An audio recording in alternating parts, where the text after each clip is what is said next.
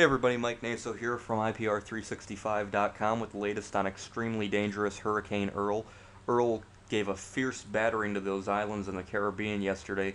Winds were clocked in some areas well upwards of close to 100 miles per hour. Luckily, the eye wall with gusts as high as 160 directly missed the islands. However, there were impacts, and it continues to be a force to be reckoned with. You can see it spinning gorgeously out there, a beautiful Hurricane Earl. Right there's the eye. It's fighting a little bit of wind shear, and it's continuing to move northwest, and we now have hurricane watches for areas of North Carolina and the mid-Atlantic coast as Hurricane Earl continues to move in that general direction, still expected to make a turn, but where that turn occurs will be critical. You can see behind it here is Fiona. This also has watches and warnings for the islands, but it looks like over the next several days it's going to get entrained into Earl's circulation and dissipate. However, that's not a 100% certainty yet. There's still a lot of questions about Fiona out here. It's kind of an interesting situation. But Earl, obviously, is the main feature we've been watching. Let's get the latest on Hurricane Earl as of 5 p.m. Eastern Time. Wow, somebody's honking at Earl. As of 5 p.m. Eastern Time, it was at 22.0 north, 68.8 west. Winds were 135 miles per hour. Still gusting upwards of 160. It's moving northwest at 13. 940 millibars, had been as low as 931, maybe even lower than that yesterday. Expected to retain Category 4 strength, or at least close to it, up until about Thursday night. And then as it makes its closest approach to North Carolina, be in the process of weakening. However, if it's going to be this close to North Carolina as a Category 4 hurricane, and a large one at that, you can bet that the beach erosion and the swells are going to cause a lot of problems. Eventually, it's going to make that right hook and head on out and hit the Canadian Maritimes by the weekend. However, if it moves a little to the left of this track, it could make a direct landfall on the Outer Banks, or perhaps somewhere like Long Island or Cape Cod. So in response to that, we do have a hurricane watch from Surf City, North Carolina, upwards towards the mouth of the Albemarle Sound, as well as tropical storm watches and warnings. And again, the Turks and CAICOS are also under those watches and warnings at this time. In the southeastern Bahamas, you guys are going to get battered as the hurricane moves to the northwest and then makes that sharp curve northeast. Well, hopefully my shaky hand there doesn't pan out, otherwise there'd be a landfall on Cape Cod. But regardless, a track northwest, northwest, and eventually that direction. So Canadian Maritimes, you guys are under the gun, I mean, to be honest with you. Here's the model guidance with Earl, and again, the no-gaps does have it briefly making landfall here, Cape Hatteras, but again, most of them are indicating a track up and out and just into the areas here of the Canadian Maritimes. So whatever Earl is by then, it looks like it will be a direct landfall there. Now here's the latest satellite of the hurricane, and you can see, obviously, quite obviously, there is some wind shear. See these clouds streaming in that direction, spearing towards the hurricane? There's a weak upper level low in here, and this upper feature is shearing Earl. However, you can see the eye's actually gotten a bit better defined the last few hours. However, see this flatness here? Whenever you see that, that's an indication the hurricane's getting sheared. What we'd want to see is those white clouds on the IR, they're fanning out like that around the hurricane. We see that on the eastern side, we don't see it on the west, and that means that there is wind shear impacting it. So it's definitely not as organized as it was yesterday, and we're going to watch it as it continues to make that fast approach to the northwest and then north, and the next 48 hours are critical for areas like Cape Hatteras. Just how close Earl will get, that's a big question at this time. Now we do have Fiona. I did want to talk about Fiona. As of 5 p.m. was at 16.7 north, 57.7 west. Winds were 40, gusting to 45, a very minimal tropical storm. Slight strengthening is possible tonight and tomorrow as it moves west-northwest at 24. Notice it's moving faster than Earl, but in its direction. And that's not going to bode well for its development. It's going to turn up and out and probably dissipate by the weekend. However, I say probably because that's still unknown at this time.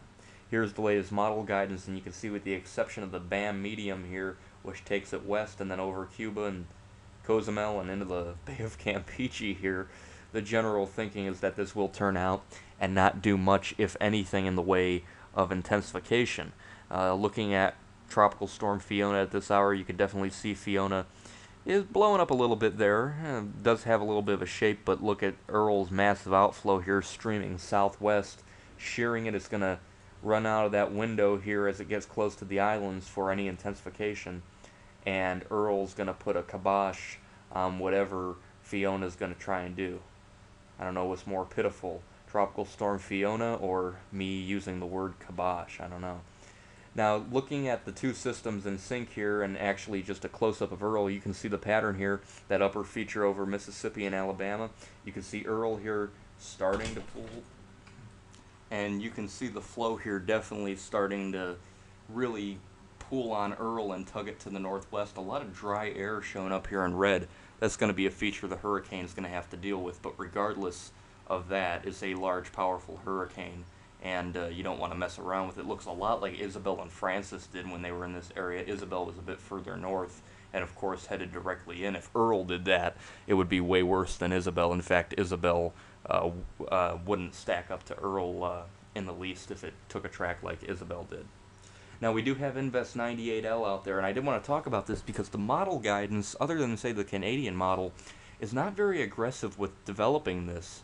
They do show strengthening to a moderate to strong tropical storm. Yesterday they were showing a Category 1 hurricane, and it's going to move west-northwest, kind of in the direction it's moving now.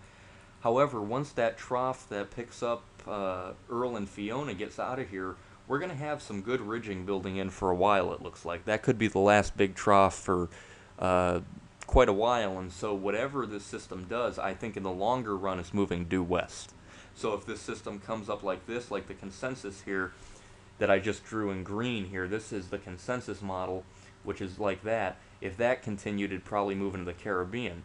If it ends up a bit further north, it'd probably end up moving generally towards the Bahamas like that. I don't see this one being able to make any kind of northward hooks, at least not until, say, 80 west, I think, at the earliest.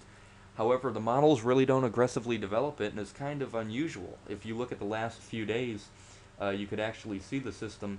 Yesterday was looking decent. It wasn't even an invest yet. More waves were over Africa. Look at today. Even better organized. Got a little spin to it. Gained a little bit of latitude, but it's going to keep moving west-northwest, as I mentioned. Look at this monster moving off Africa here. The models don't develop that, and personally I see no reason why these can't develop. If you actually look at the upper-level winds and the wind shear, you can actually tell at this time that the wind shear is pretty low over the top of our system here.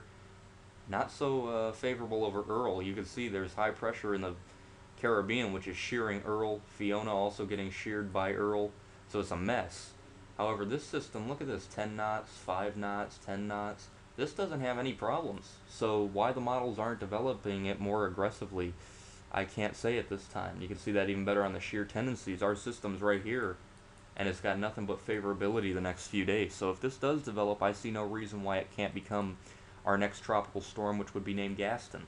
And then after that, I can't see why it won't become Hurricane Gaston. But I guess it's all up to Mother Nature at this point to see what exactly happens with that.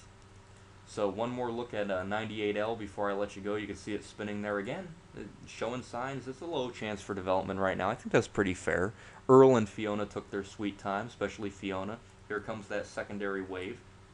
Good amount of distance between this one and Fiona. The trough's going to sweep out and the ridge is going to rebuild. Warm waters, low shear, and a good spin to it. It's at a good latitude. I don't see any reason why this won't be our next hurricane, but we'll see what happens. So I'm Mike Naso from IPR365.com. That's the latest on Hurricane Earl, Tropical Storm Fiona, and our Invest 98L. Stay tuned as Earl continues to make that approach towards the United States East Coast.